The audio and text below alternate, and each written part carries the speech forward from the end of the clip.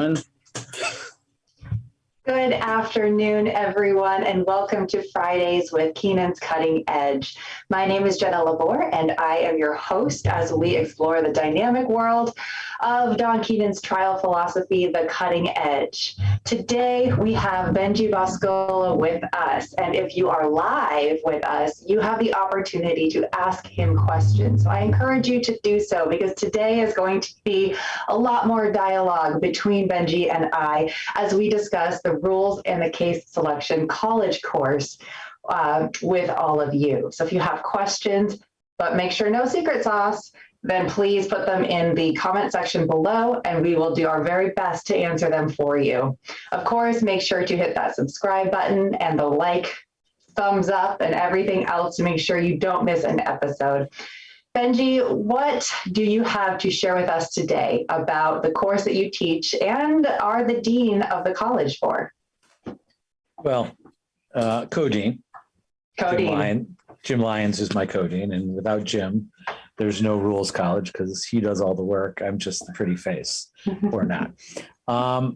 So Jim and I feel like, and probably every dean feels this way, rules is really the single most important course in the college for so many reasons.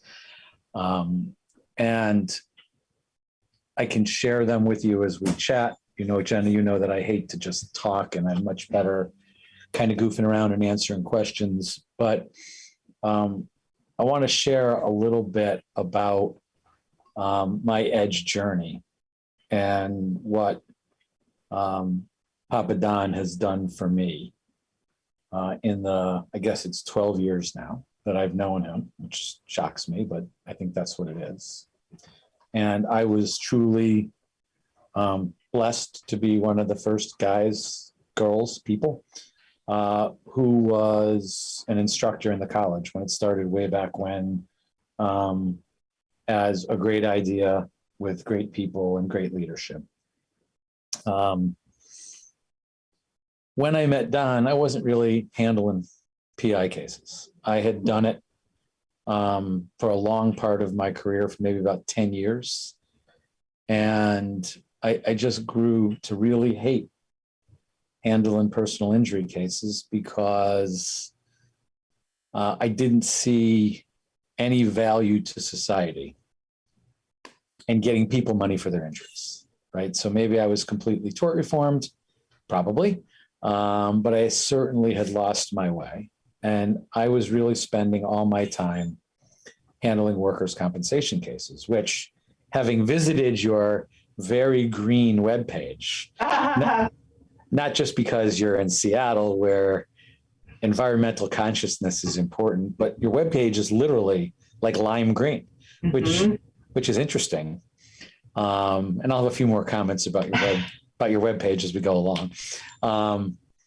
But I love doing comp because people who were in crisis came to me, didn't know how they were going to pay their bills, didn't know how they were going to keep their families in their homes, didn't know how they were going to feed their kids.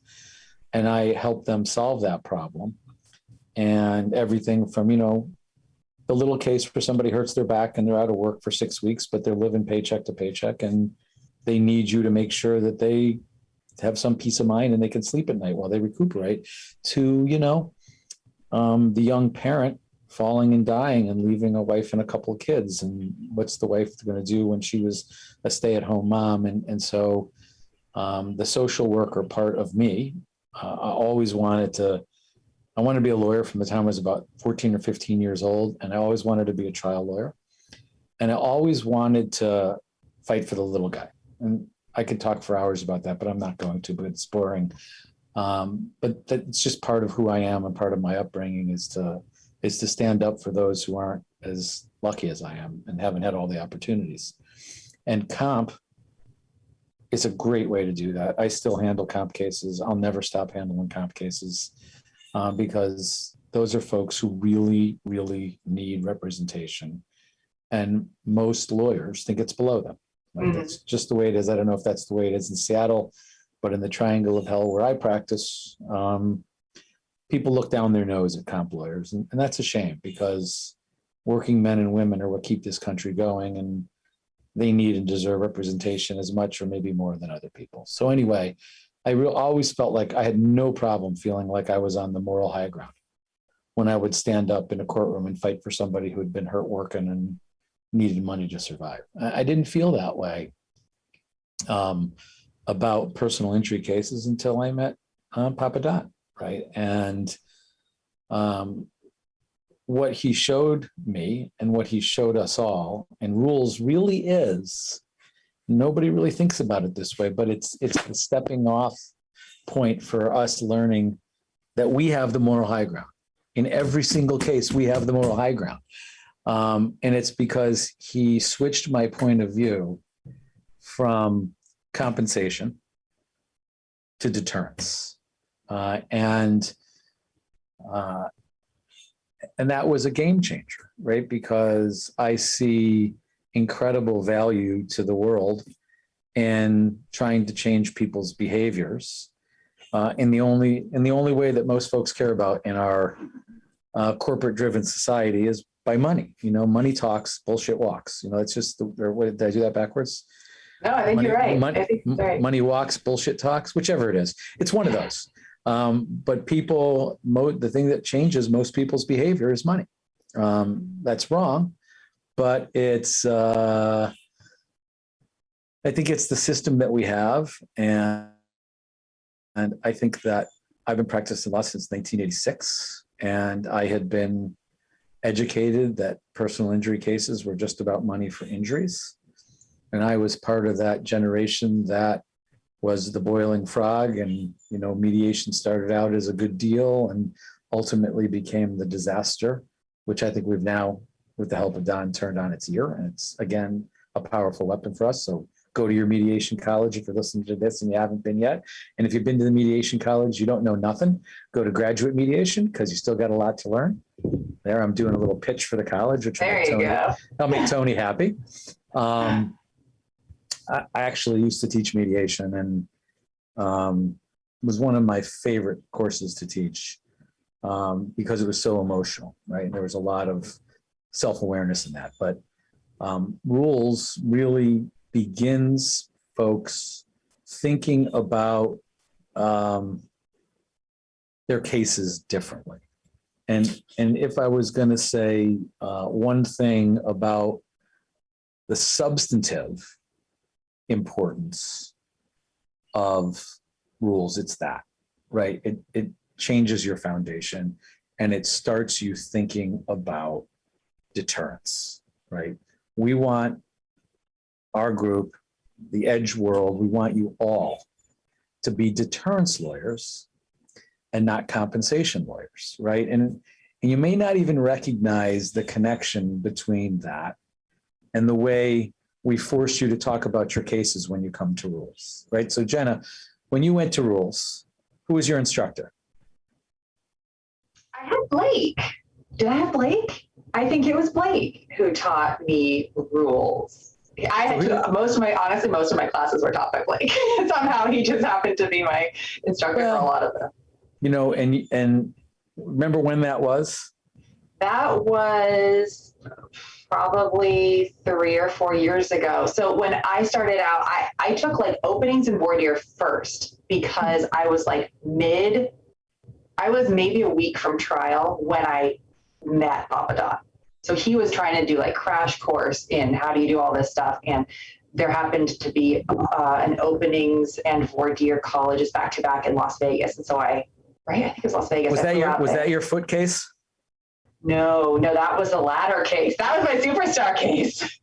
Well, I know about the foot case. We'll have to hear about the ladder case some other day. Okay. Yeah.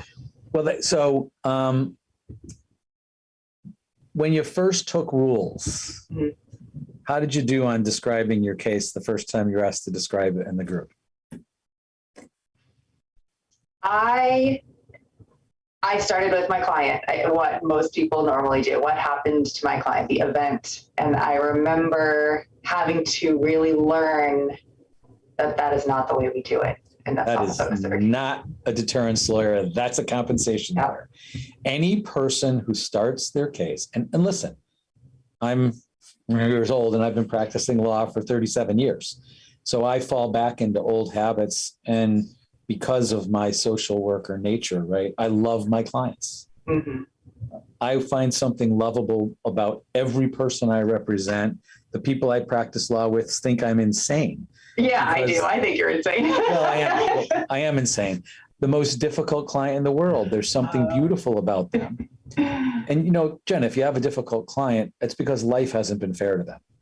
True. And, that is and true. Their perception of you is you're just another rich person who's going to treat them poorly the way everybody else in the world does. And if you don't recognize the point of view of your client towards you right from the outset, it makes it a lot harder to get your client to help you take the moral ground, high ground, because without your client, it's hard to do. You can't do it by yourself. But I fall into that trap all the time. And the other thing, you know, that happened back in the early days of the college, because there were so few instructors, we were all over the country, right? I would teach in LA, which coming from the East Coast, I'd be there for 48 hours and I'd be traveling for about 24 hours and in and out. And you'd see the same folks all around. And, you know, some of the older folks who've been instructing for a long time, you know, we have that, you know, we used to have to walk 7 miles to school in the snow with no shoes about the college, right? But as the college matured a little bit and we had instructors across the country, we actually tried to keep folks on the East Coast teaching and, you know, within 1 or 2 time zones and folks on the West Coast. So you'll see that. You know, some of the folks here see me teach a lot. Some of the folks on the West Coast will see folks like Skyver and Feller and Blake teaching a lot because they're out there. And, you know, those guys are my brothers and I miss them. But just the simple act of teaching lawyers to think about what the defendant did is so hard for personal injury lawyers to gather because nobody thinks about the cases that way, or nobody will allow you to talk about the cases that way, except the juries. The first things the juries want to do is, I don't want that shit happening to me, right? But the system encourages us to talk about our client. And, you know, we all know that Bubba doesn't give a shit about our client. Just doesn't care about our client. Our client is the problem. Our client is the reason that we're there. If we make it about our client, we're going to get a defense verdict or a small verdict, and we're not going to be a superstar like Jenna. And we all want to be superstars like Jenna. The other thing I want to remind everybody is whether, you know, we've all read the intro to the Revolution book. It's a prerequisite to becoming part of the cult, the clan, the gang, the family. We've all been to an intro course of some sort or another. I was lucky. I went to a big room where the first day Papa Don had nothing to do with it. And it was interesting because Ball used to teach a lot of science. I know I'm not supposed to say his name, but at the beginning, Ball would teach the science on day 1. And then Elvis would enter on day 2 in his Harley, his leather Harley vest. And you'd go, that's Don Keenan. And then he'd start talking and you would say, wow, that's Don Keenan. And I was hooked from the minute I heard him start talking about what was wrong with the way I was practicing law. And you know my partner, Mike Ryder. Mm-hmm. And at the seminar this day, and you asked Mike when you see him, I said, Mike, you and I are going to the beach house. And Mike looked at me, and Mike had been practicing law with me for about a year. Uh-huh. And he looked at me like I was from planet Mars. What are you talking about, dude? How are you going to make that up? And I go, you just don't know me that well, right? Yeah. I really need to learn from this guy, and I got to get to the beach. And Mike and I got to the beach. We had this door case. A door fell on a father at a theater. We lost our case. Our first consult case in the premises group with Don. And, you know, I could go on and on about all the lessons that Papa Don shared with us when we lost and how much better a person, as good a person as we all think Papa Don is, when things don't go well, he's even better. But when you used to go to those big room seminars, one of the very first words that you hear is rules, right? The first stool we learn, rules, codes, spreading the tentacles of danger, right? So rules are so foundational that I think sometimes the longer you stay in college, the more you forget about how foundational having a really strong rule is in your case. And, you know, from I don't know what the word is, right? So if the substance is changing the way we think, and the rule is the way that we can actually deter people from doing this again, that's not enough to keep everybody engaged. And I have said many times, right? So I teach a couple of graduate courses, and people scratch their head and say, what are you and Lions doing teaching rules? Mm-hmm. And I'm really quite dogmatic about this. Mm-hmm. I think you have to have your best and most committed folks teaching rules, because that is the gateway to a whole new way of thinking. And if your rules instructor is not inspirational, you won't come back for the next course. But if your rules instructor is inspirational, believe me, I'm not inspirational, but I'm pretty good at picking out people who can encourage others to go along with us and learn what there is to learn.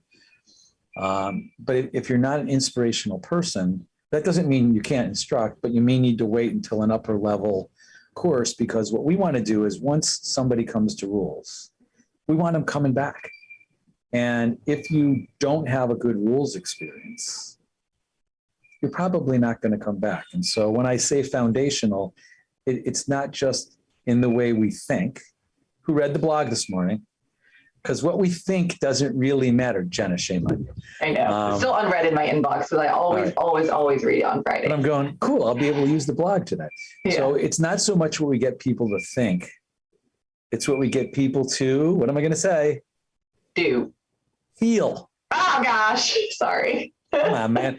What wins cases? Emotion. Emotion, yes. And so if we don't create an emotional connection, not a personal emotional connection. I mean, Jenna, you and I are emotionally connected. We have been since the day we met. It's just one of those weird kismet things. But the emotional connection between people helps.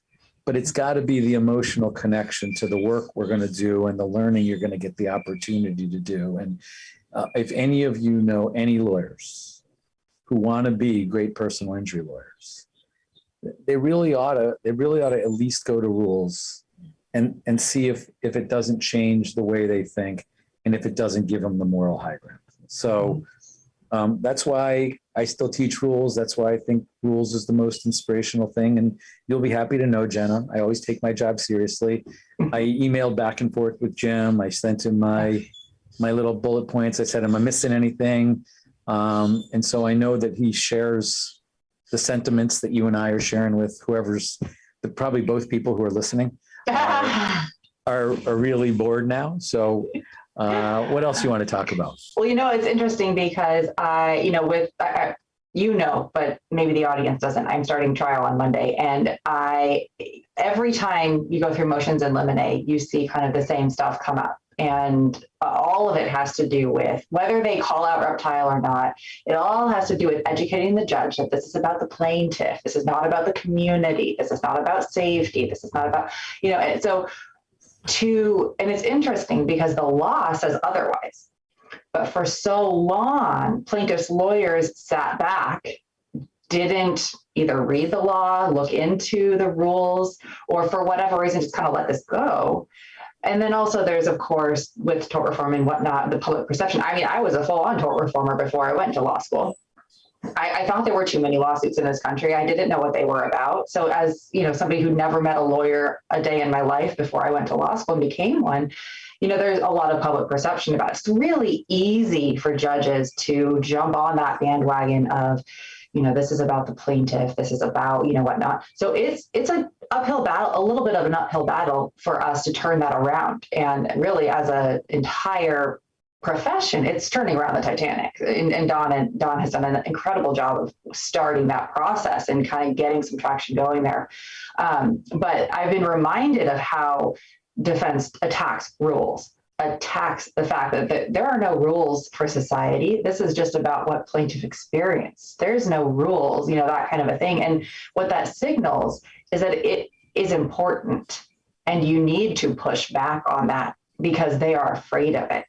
And they know it's true, and they know it's powerful. They're just hoping for a judge like mine, who again reiterated this morning, she knows nothing about civil law, that this is how it should be, right? It's not about society. It's not about, and I, throughout redoing my briefing, because we haven't had actual trial in 3 years, I was reminded of a really good quote out of one of the cases here in Washington. I said, there is no such thing as negligence in the air, right? This is not just about what plaintiff experienced because these car drivers, decided not to pay attention while driving. Negligence affects all of us. It affects everybody, and it is a relational concept. And so that's what rules really helps you, that's what that college really helps you develop is your mindset about your case, and then also how to express that relational concept of negligence through what will ultimately become your opening statement, right? Because that's kind of what happens in rules course, doesn't it? Yep. The first 4 minutes of the opening is what we hope you leave with when you go to rules. And you're absolutely right. Jenna, what's your rule for Monday? Well, so we have this weird thing in Washington where every time we say a rule in the format of the way Don wants us to, it gets excluded. So the way I don't know, should I say it? No, nobody knows about this podcast, and nobody from defense counsel is going to find it. But essentially, I go to the jury instructions, and I go to the statutes, and I take stuff that they can't argue about. And, I say this, I feel like in every episode, but you'd be surprised how much stuff is in your statutes and in your case law that is very edge centric. So for example, my first rule is we are allowed to assume that everyone on our roadway is going to follow the rules. We are allowed to do that, and until they don't. And so then my next rule is the law says we're not allowed to crash into each other and cause crashes. We're not allowed to do that. We're not allowed to not pay attention while driving. That is straight. I have the language a little bit more specific to the jury instruction, but it's very layman's, and that's rare, right? The jury instructions usually are in Greek or something.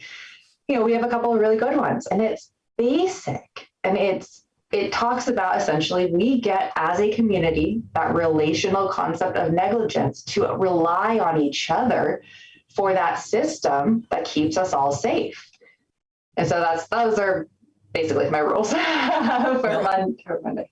So guess what you did? What did I do? You got the concepts of safety, protection, prevention, and rules in front of the jury.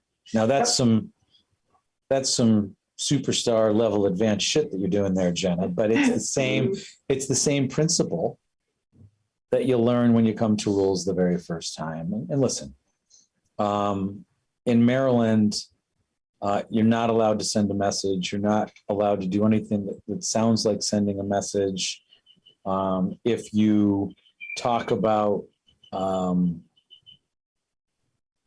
changing the way people behave, some judges will say that's sending a message. Maybe it is. You are allowed to deter this defendant, right? And so, we have this whole smart ass defense bar that thinks we understand what you're doing. Safety rule, golden rule. Yeah. And although we want to use the golden rule, it's not the safety rules that do it at all. But you just have to find ways to get safety and rule in there. And I think, obviously, that's an important thing. And what you just demonstrated was sort of my second little bullet point that you and I shared, which was you are now not a negative person when you're in the courtroom. You're an aspirational person. You're talking about what the law allows, not what we're not allowed to do. Right. Because isn't that what people think lawyers do? They want to tell us what we can't do. You can't do that, and you fail to do this, and fail and fail and fail. Well, that's not the way we think in the edge world, right? We think aspirationally. We say, here's the level of conduct that the law requires of us. And there are consequences at law when we don't behave in this aspirational way. And all we're doing is asking you to do what the law tells us to do when we don't meet these standards that are out there to protect us when we're on the roads. And so, I mean, I think you're doing exactly what we want to do, because hopefully by the end of 2 days of rules, not only are you focused on deterrence, and not only do you feel connected to the edge concepts, you also have become a much more positive lawyer, right? I think most of the people who come to the college, to KTI, are positive people by nature. They're not negative people. Negative people tend to be doubting Thomases, and they don't even come. And, you know, I can't tell you how many times I hear, this is just a gimmick for Don to make money, which is really one of the funniest things I've ever heard in my life. For those of us who are lucky enough to know Papa Don well, the last thing he's getting out of this is money, and the last thing he needs out of this is money. I know there are better ways for Don Keenan to make money than to teach dummies like me how to be a trial lawyer. And so that's the negative nature. You know, the law is such a negative world, and it's so negative. But we're aspirational, and if you remember, Jenna, on Monday, you're there giving the community that you live in an opportunity to make their community a more positive, better place. You're not looking for punishment.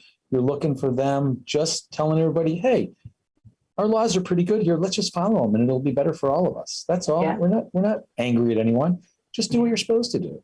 So, you know, that's the aspirational part of rules. And I don't think I would have ever known that had I not started this journey. And I happen to believe that I get way more out of teaching than out of doing, right? And if I can teach someone how to do it, that I've just like tripled the power of the college. And I know, what do you teach, Jen? I teach trial and direct exam, which I have not yet taken, but Mike's already cribbed me on, so I'm sure. That's not fair. I'll go to the college, but I get a little built-in advantage because we have a bunch of instructors in our firm, and so we're cheating a little bit. Mm-hmm. I guess the third thing that folks will learn in rules is this concept of code. Now, don't get me wrong. This ain't a code college. Mm-hmm. And after 12 years of doing this, I realized that to me, codes are in the edge world as evidence was to law school. I think the only intellectually hard to grasp course in law school was evidence. Yeah. All those levels of hearsay, and it was kind of spatial. And I love evidence. It's still my favorite thing. Well, Goji just like gets off. The other day she was like, "Did you get an A in evidence?" And I was like, "Yeah." Sure, I also took advanced evidence. To me, that kind of like specific stuff makes sense. It's the emotional. See, I have a hard time with the emotional stuff. But so let's face it. Pacific Northwest, Seattle, some spacey stuff. We all know why you like evidence. But I think that codes are sort of like evidence, right? And that there are levels, and no matter what level you're on in evidence, there's another step you got to go to make that hearsay, non-hearsay. And, with codes, you get introduced to them in rules in a really simple way. And that's the lawyer code, right? We start trying to get folks to get off code. And when people hear when lawyers hear what the average person thinks of them, they're surprised. Well, yeah, and some of them even doubt it. And I go, go ask your friends to tell you honestly. And it was funny when I hear that, because most of my friends, we all know I'm married to a lawyer, but most of our friends are not lawyers.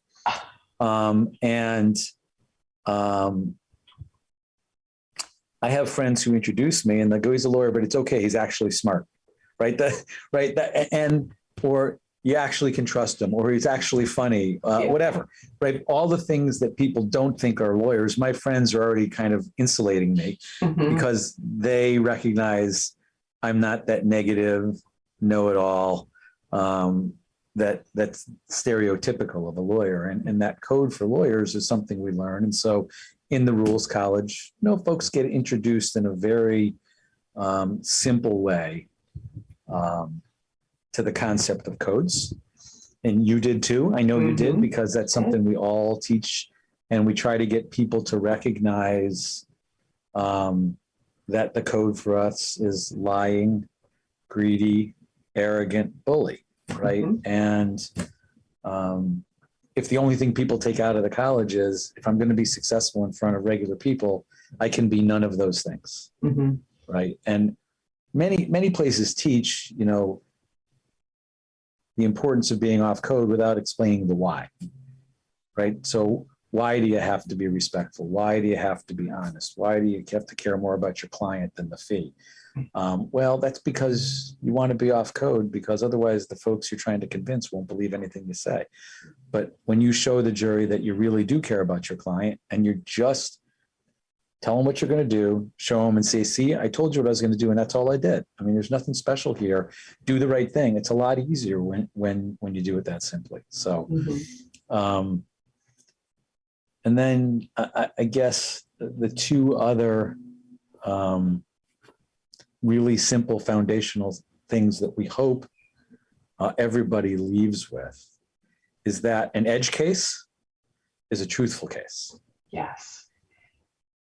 No packaging, no smart, fancy stuff, which is good for me because I'm neither of those things. So if I can just tell it the way it is, I'm better off. I sort of have always been this way. My mom, bless her soul, still around, 89 years old, doing great, driving around her car. She'll disappear to our family cottage in a few months. She'll go, see you in a few months, Benj. But she used to say when I was a teenager, and I always, for whatever reason, I think the way my mom and dad raised me, I valued just telling the truth, and whether it hurts your feelings or not. And I had to learn how to tell the truth without making enemies all the time. My mother used to say to me when I was about 15, it's okay to call a spade a spade. You don't have to call it an effing shovel. And she would actually say the F word, which was rare for my mother when she was mad at me. And she'd go, a little less truth might help you sometimes in life. A little bit of tact, Benji, a little bit of tact. Correct. See, do you know my mother? Because tact was a word. She goes, you have no tact at all. Tact was a word that I heard a lot when I was a kid. And so I probably still don't have any tact. I'm certainly not politically correct. So, but you learn the value of trying a truthful case in rules. And I don't think I've been to a lot of legal seminars in my career, a lot before I met Papa Don. I don't think anybody ever stood up and said, just tell the truth. Don tells you all that all the time. We're just trying truthful cases. We're just telling it the way it is. And if we lose the case, it's not because we didn't tell the truth, it's because we took a bad case. Yeah. He always says that to me, he goes, when you lose the case, when you took it, dummy. Yeah.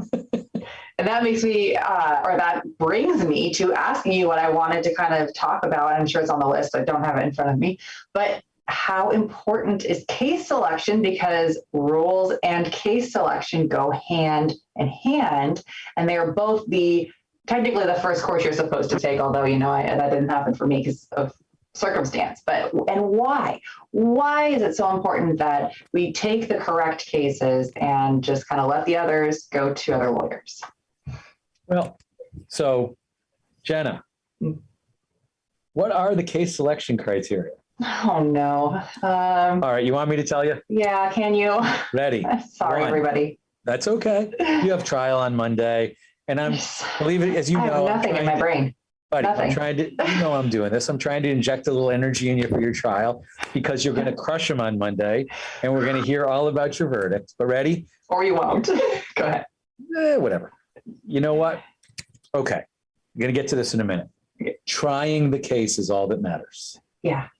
Every time you try a case, win, lose, draw, win big, win small, every time you try a case, you'll make the world a better place. You stand up for someone who's probably never been stood up for the way you're going to stand up on Monday. And you want to know what's in it for you? You make yourself frightening to the insurance industry, because you know what they want? They want control. And a lawyer who goes to court is uncontrollable. And that scares the crap out of them. So no matter what happens on Monday, you've already won just by going to court and trying the case, man. Guess what I'm going to do on Monday? I'm going to try a case on Monday too. Nice. So case selection criteria. Number 1, random victims. Yeah. Number 2, why should Bubba care? Mm-hmm. Number 3, what's the system that failed that ultimately led to the event that injured our client, right? And so if you don't have those, it's tough, right? It's tough to make Bubba give a shit. And the example I always use for this, and when I teach rules, is I go, if Jenna and I are buddies, and last week I go to Jenna, Jenna, I'm a little short. Will you loan me $100? And she goes, yeah, pay me back next week. I go, okay. And then next week comes and I give her 50. I go, hey, here's the money you loaned me. And she goes, hey, I loaned you 100. I go, no, you gave me 50. And she sues me for $50. And we go to court, and Jenna says she gave me 100, and I say she gave me 50. What do you think the jury's going to do? Who cares? Get over it. Yeah, they're going to say, give you $25 and get out of my hair, because we don't give a shit about this case. However, Jenna, being the great lawyer she would stand up and say, it's not about $50. It's about whether contracts have any value in our community. If you want people's word to mean anything, then he's got to pay me back all $50. If you don't want contracts to mean anything where we live, then split the baby, don't make them pay me. It doesn't matter. Then contracts are meaningless. Well, now all of a sudden you go from a case where nobody gives a shit about whether or not I owe you $50 or nothing, to a case where, hey man, when somebody makes a deal with me, I want them to live up to it. And so if you can't make Bubba care about the case, then you're not going to win. Or if you win, you're not going to win big. And so you really have to use that case selection criteria right from Jump Street, right? Right. So we talk a lot about that.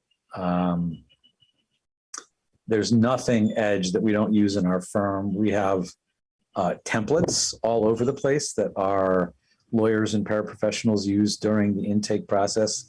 And who are the random, what are the random victims? Why should Bubba care? And what are the system failures?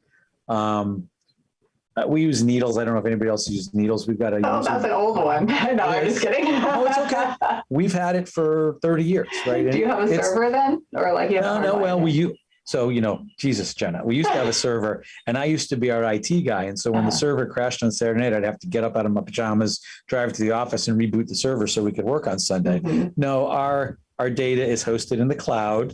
Thank you. Hey, Needles got fancy. Needles has its whole thing, but this isn't about Needles. But one cool thing is you have user-defined tabs, and we've created a tab that's for game planning. And the first 3 questions on our game plan tab are the case selection criteria. Mm-hmm. And so not only is it important to me and Mike and the other folks who teach, Ash and Shaq and Sherry, it's important to every person in our firm. And we got like 100 people who work with us, but they all could tell you the case selection criteria, because it's the first 3 things we teach them on the game plan tab. And when we work together on our cases, we tell them why it's important. So if you don't have those case selection criteria in mind, not only at the outset, but throughout the case, you're shortchanging yourself in terms of creating a big Edge-like verdict. And then I guess, Jenny, I was worried about whether or not we'd be able to fill up even 15 minutes, but I knew we could. I knew we could too. So the last kind of foundational part of the Rules College is simplicity. Mm-hmm. Oh, right? So hard. That's the hardest part. What's Papa Don say about simple? That's the genius. It's whatever Einstein said. The genius is in making the complicated simple or whatever. And Oh man, that is so hard. And That of I think course, is what takes the longest to learn about rules. and of course, Papa Don can even make that simple. He goes, He's mastered it. simple ain't easy. Right? That's what he Yeah. tells you. Just It's simple ain't easy. Yep. They're not the same word. And so you get introduced to these 5 concepts, right? Deterrence, being aspirational, getting off code, truthfulness, and simplicity. Mm-hmm. And these are the pillars on the pantheon that Don is building for us to learn how to hone our craft. And so rules is just, I love thinking about it. I love teaching it. I love teaching others how to teach it. We use it in our firm. It's part of my everyday life as a lawyer.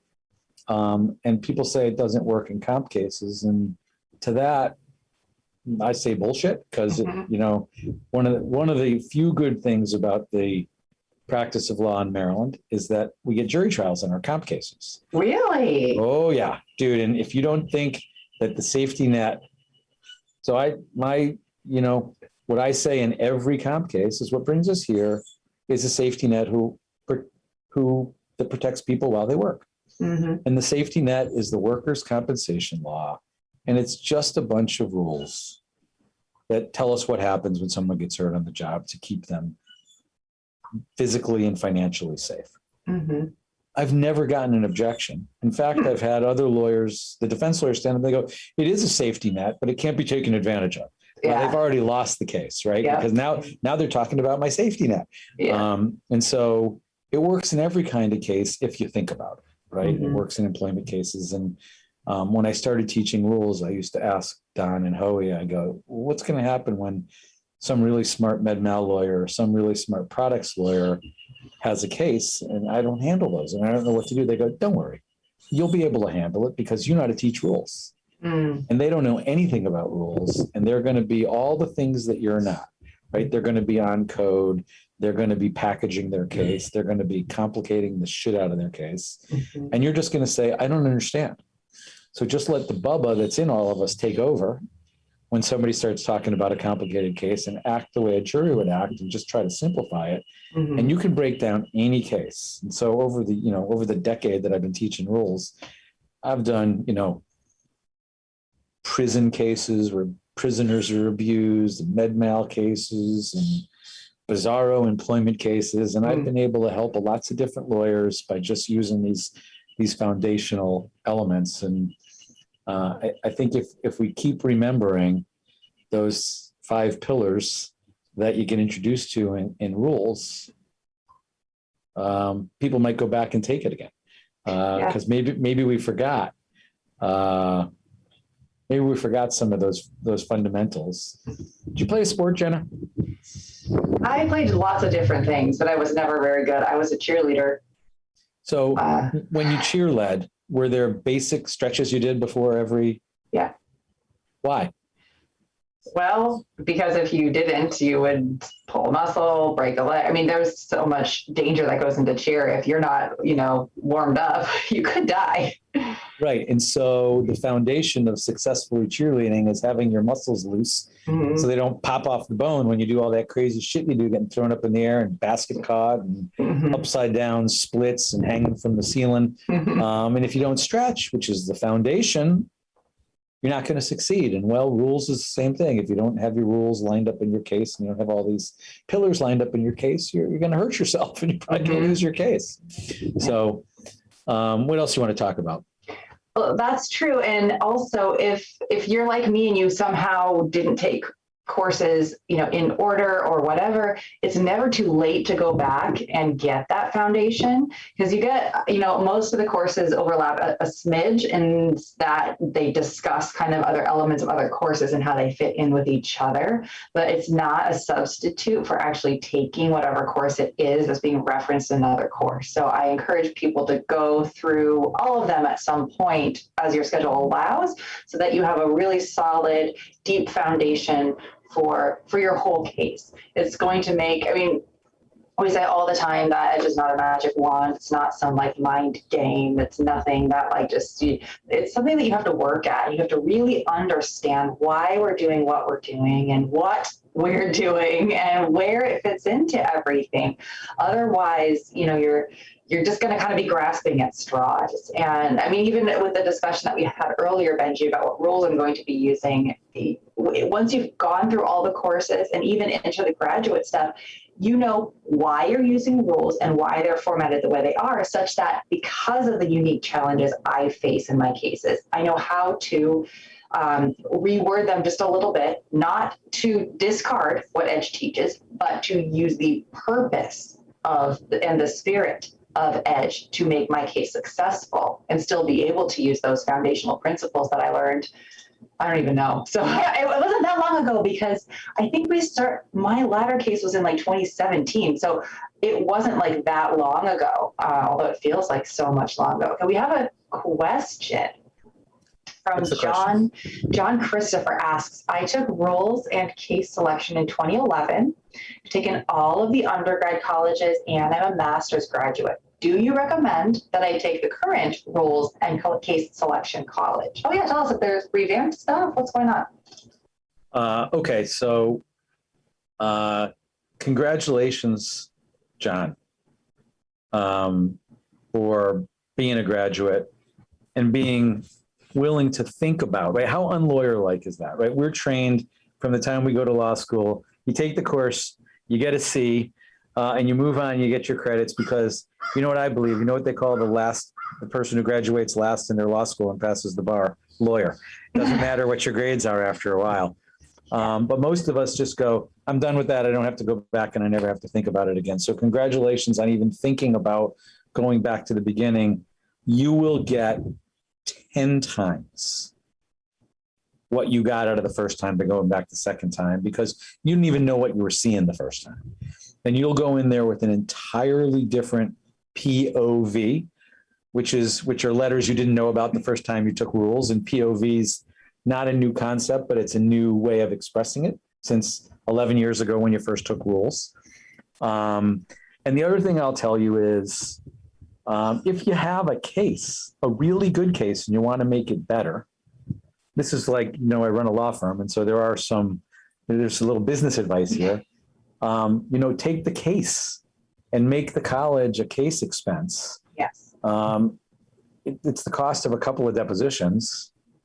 If you don't think working your case through the college is going to pay for itself, then you shouldn't do it. But you're a master's graduate. You already know that working the case through the college. So pick a big case and talk to your client, tell them what you want to do and make it a case expense. I've done that, right? Because I wanted to go back and take some of the courses, and I don't want to just pay for everything all the time because I'm a nerd who likes to learn. I want to make good financial decisions. But it has morphed, right? So when John went to the college in 2011, John, put the name of your teacher in the chat so Jenna can share it with me. I hope it wasn't me. One of the big things that's been added, it's really two concepts. Expectations have been added to rules teaching, and safety systems and safety checklists have been added to kind of rules. And so when we started teaching rules 10 or 12 years ago, we really weren't saying that when folks go to stores to spend their money, they have a right to expect the store to have a safety system in place to be sure that the floors are safe for walking, to protect them from serious injury and death. So it's like this introductory thing. And so in there, Jenna, there are codes, there are expectations, there are how we're going to prove our case with the safety system. And then the safety checklist, the same way you work the safety checklist into your opening. And we introduce folks to the safety system and the safety checklist when they're in rules at the beginning. So I would say it has morphed in that way, in that it's been added. And it's also morphed in that we don't do the umbrella rule anymore. You probably don't even know what the umbrella rule is, Jenna, because it's probably gone by the time you got there. No, I think we did learn it. And I would say that as soon as you said umbrella rule, it made me think of what we do now with motive, which is not the same thing, but it's an idea. It's kind of along those lines. So there was this big general, drivers have to follow the rules on the road to keep us all safe. Some big generic statement that nobody could, which was just wasted words because it didn't get us any closer to the target. And with time, Papa Don has taught us that your opening should be 10 or 12 minutes. And every word that you can cleave out, you ought to cleave out because the more when you talk too much, what the message you're given to the jury is, I got to tell you all this stuff because you're not smart enough to get it if I don't tell you everything, the ultimate in arrogance. And so, yeah, I would say the college has morphed the rules college. Because what Jenna was saying, there are two kind of concepts in there. It's not a tactic. It's a system. And it's not a tool, it's a symphony, right? And it all works together and you have to be the conductor who knows all the notes and all the rhythms of the entire case to really be a good edge lawyer. And when you know how to do that, they can take all the word, in the rape trial in Boston, which everybody knows about, they took a lot of words away from Papa Don: safety, accountability, deterrence, responsibility. Couldn't say any of those words. And he told me I had to go away for a couple of weeks and just sit quietly and think about how I was going to do the same thing when they took away the easy word, the tactics away from us. They can take away the tactics. They can't take away the moral high ground. And then the second thing is, remember this always. The edge is not a destination. It's a journey. And just like the easy rider, we're going to keep on moving and they're never going to catch up with us because they think they know what we're doing, but they got no idea.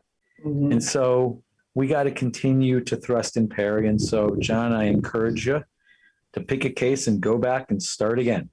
And see how things have changed because they've changed. Damages is different. Mediation is different. Openings are totally different.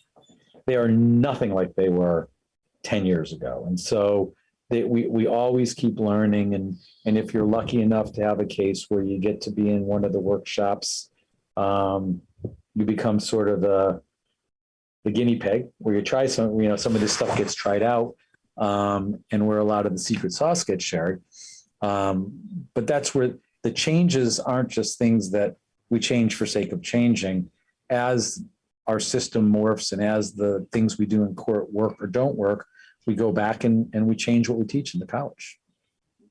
Yep. Yeah, it's always says, give the jury what they need to hear, meet them where they are. Because if you're being that lawyer who is shoving something down their throat or trying to explain something because they're not smart enough to understand it, or, in any way being demeaning, then, well, what we call it is being on code, but it's being that stereotype. You're fulfilling that stereotype. And I just wanted to let you know, Benji, that John says Toby was one and Gus Brown, both really wonderful people. Wow, dude, how lucky could he be? Because, Gus is my buddy from Maryland, just up the road. And Toby, if you haven't met Toby, I'm not going to try to describe him because I can't do justice to him other than to tell you, not only is he one of the smartest human beings I've ever met, and one of the most compassionate people I know, he is smart as a whip and not afraid to use that smartness to whip you with a little humor. So we love Toby. So you had great instructors, and there are still great instructors teaching rules today. And they're actually both going to join me on separate podcasts. You're bringing all the old farts out of mothballs. I am trying to get them back in the game. Toby taught me openings, actually. Way back, the old openings. So, Toby taught me voir dire and then mentored me when I became a voir dire instructor. Okay. And so I've been really blessed to work closely with him, and I miss him. And that's one of the horrible things of what these last strange 2 years have done, is they've taken away the time we get to spend together, and looking forward to when we get to be together next.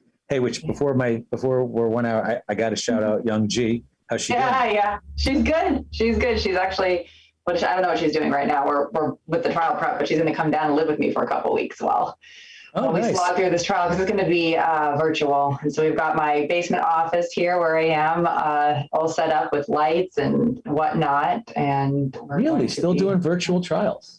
They don't want to go back, at least in King County. They're really liking it. So I'm like, whatever. I'm wearing sweatpants right now. I love it. Right? That's awesome. Jacket, sweatpants. I'm good with it. So. Yeah, it's listen, I think nothing to do with rules, but the last 2 years should have been an experience that touched us all in the ways that we wasted time and energy before March 13th of 2020. And we shouldn't be untouched by that experience, and we should learn from it and grow. And the things that have made us better, people and lawyers, we got to keep doing that. And we shouldn't lose what we've gained out of this hardship. So yeah, we had so many counties that you had to walk documents in to file them before finally drag their feet into the 21st century and get electronic filing. I mean, a lot of stuff that, I know there was a lot of sadness and fear and stuff, but a lot of really good things. And I mean, along the lines of being aspirational, I mean, there's a lot of opportunity as well that kind of came out of this. So, all right, Benji, I will let the young G know that you said hello. And is she co-trying this case with you? She is. We have kind of an interesting dynamic in the firm. We don't split things up. It's just whoever's interested in whatever case or whichever client, we just kind of cases fall to one or the other who ends up being lead, and then the other person is the supporting person. So this happens to be my lead case, and she's I say supporting person just because I'm doing most of it, but you know how important that person is, right? And making sure you're sane and eating and not forgetting how to use the technology and whatnot. So incredible support. Give her a big hug for me when you see it. I will. All right. Thank you so much for being here, Benji. I appreciate it. And good luck with your trial on Monday.